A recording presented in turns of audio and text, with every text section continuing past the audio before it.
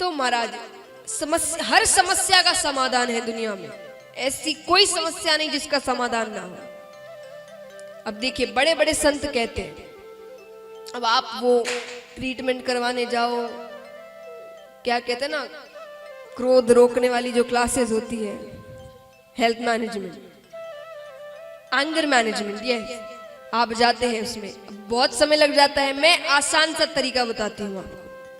बड़े बड़े संत कहते हैं, पहले से कहते आ रहे हैं, और ये केवल आपके क्रोध को नहीं रोकेगा। इसमें दो चीजें होती है, वहां तो चलिए सिर्फ क्रोध रोकते हैं, ये सिर्फ क्रोध नहीं रोकेगा, जो आपको क्रोध दिला रहा है ना उसे क्रोध आ जाएगा।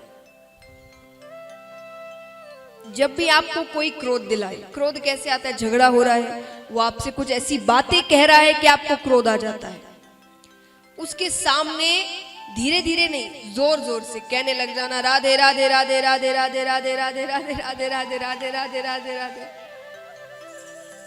पहली चीज तो आपका क्रोध जाएगा, और आप जितनी जोर से कह रहे हैं तो आप कहने का मतलब है कि मुझे क्रोध आ ही नहीं रहा, तुम कुछ भी कहो, तो सामने वाले को क्रोध आ जाता है कि कैसा, ऐसे तो फर्क ही नहीं पड़ता। तो क्या कहेंगे आप, इतने से कहने से क्रोध नहीं जाने वाला, कहना पड़ेगा बार बार राधे राधे राधे राधे। हाँ, एक बार कोशिश करके देखना, और सच्ची बात है, ये क्रोध जाता है पर जोर जोर मन में नहीं, जोर जोर से कहना। तो महाराज महादेव जी कहते हैं कि चलो ठीक है, मुझसे गलती हुई, मृत्यु दंड नहीं दे सकता, पर बंदी तो बना सकता हूं, मैं उसे बंदी बनाकर रखूंगा। वेदव्यास जी ने कहा, अहो भाग्य उसके, अरे बड़े बड़े ज्ञानी जन वर्षों तपस्या करते हैं, तब जाके किसी किसी को आपकी केवल एक झलक प्राप्त होती है, और इसके ऐसे भाग्य है कि जन्म लेते ही ये पूरे जीवन भर आपके साथ रहेगा। ये कोई साधारण बालक तो है नहीं।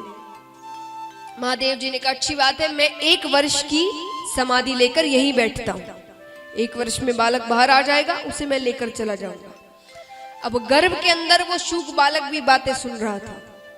उसने कहा, समाधि ली भी तो इतनी कंजूसी से, 1 वर्ष की, अरे 16 वर्षों की समाधि तो मैं लेकर बैठता हूं गर्भ के अंदर, और उस छोटे से शुक बालक ने गर्भ के अंदर 16 वर्षों की समाधि ली। 1 वर्ष बाद महादेव जी उठते हैं, लाइए बालक। वेदव्यास जी ने कहा, बाहर आना तो दूर, 1 वर्ष में उसका आकार भी नहीं बढ़ा। मेरी धर्मपत्नी को तकलीफ हो रही है, आप उसे क्षमा कर दें। जैसे मैंने कहा, ब्राह्मण देवताओं की बातें जो देवता है वो भी नहीं मना करते। महादेव जी ने कहा, ठीक है, आपके कहने पर मैं उसे क्षमा करता हूं, पर फिर भी 15.5 वर्ष तक वो शुक बालक गर्भ के अंदर बैठा रहता है। पर अब धीरे धीरे जब तबीयत ज्यादा खराब होने लगती है, और इतनी कठोर तपस्या वो कर रहा है कि बाहर वायुमंडल शून्य होने लगा, तब सब देवी देवता ठाकुर जी के पास जाते हैं, प्रभु अब उसे कैसे भी आप बाहर निकालिए। ठाकुर जी नीचे आते हैं, गर्भ के बाहर से उससे बातें कर रहे हैं, उससे कहते हैं, तुम बाहर क्यों नहीं आते, ये दुनिया बहुत सुंदर है, यहाँ जो रहने वाले उनसे पूछो कितनी सुंदर दुनिया है। शुक बालक ने कहा, मुझे पता है, इसीलिए नहीं आ रहा, ये दुनिया इतनी सुंदर है कि यहां आकर लोग आपको भूल जाते हैं, ऐसी दुनिया में आकर क्या करना है। ठाकुर जी ने कहा, पर तुम्हारे कारण ब्रह्माणी को तकलीफ हो रही है, ब्राह्मणी को, तुम्हें बाहर आना ही पड़ेगा। शुक बालक ने कहा, एक शर्त पर आऊंगा, आप अपनी मोह माया रोक दीजिए। ठाकुर जी ने कहा, वो मैं नहीं रोक सकता। तो बोले, मैं अंदर ही ठीक हूं।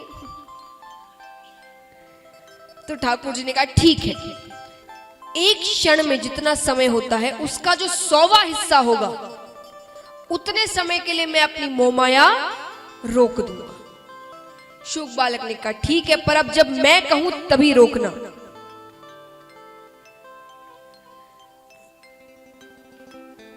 तो शुक बालक अब अंदर पूरी तैयारी कर लेते हैं बाहर निकलने की।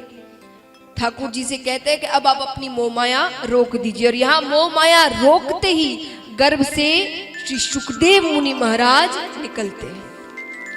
बोलिए सुखदेव जी महाराज की। तो महाराज इस प्रकार इनके अवतार की कथा है।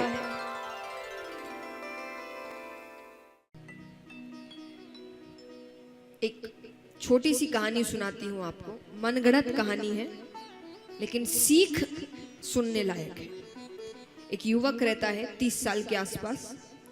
सुबह उठता है, उठे तो उठते ही उसके सामने यमराज बैठे हैं। कौन बैठा है? यानी अंत समय। अब वो बौखला उठा, कैसे कैसे अंत समय, अरे अभी तो कुछ भी नहीं किया, इतना कुछ करना बाकी है, परिवार को कुछ पता ही नहीं है, मेरे बाद वो क्या करेंगे। यमराज के मुझे नहीं पता, आज की जो लिस्ट निकली है उसमें तुम्हारा नाम है, इसीलिए आप यमराज से ऐसे बातें नहीं कर सकते, ये कहानी है बस, वो आएंगे और ले जाएंगे। तो उसने थोड़ा अपना दिमाग लगाया, उसने कहा कि ठीक है, मुझे सुबह उठ के चाय पीने की आदत है, तो एक कप चाय पीते और चलते हैं। यमराज ने कहा ठीक है। तो यमराज की चाय में उसने नींद की दवा मिला दी। यमराज सो गए। उसने वो लिस्ट निकाली, उसमें अपना नाम ऊपर से हटाकर एकदम नीचे लिख दिया कि मुझे अच्छा खासा समय मिल जाएगा। अब यमराज उठते हैं। यमराज ने कहा कि चलो। उसने कहा हाँ चलो, आपने सही कहा कि लिस्ट के हिसाब से तो काम करना ही पड़ेगा, तो चलिए। यमराज कहता है कि ठीक है, मैं जिसके यहाँ भी जाता हूं वो मुझे गालियां देता है, कोसता है, तुम पहले हो जिसने मुझे चाय पिलाई, तो आज तुम्हारे लिए मैं अपनी लिस्ट ऊपर से शुरू नहीं करके नीचे से शुरू करता हूं।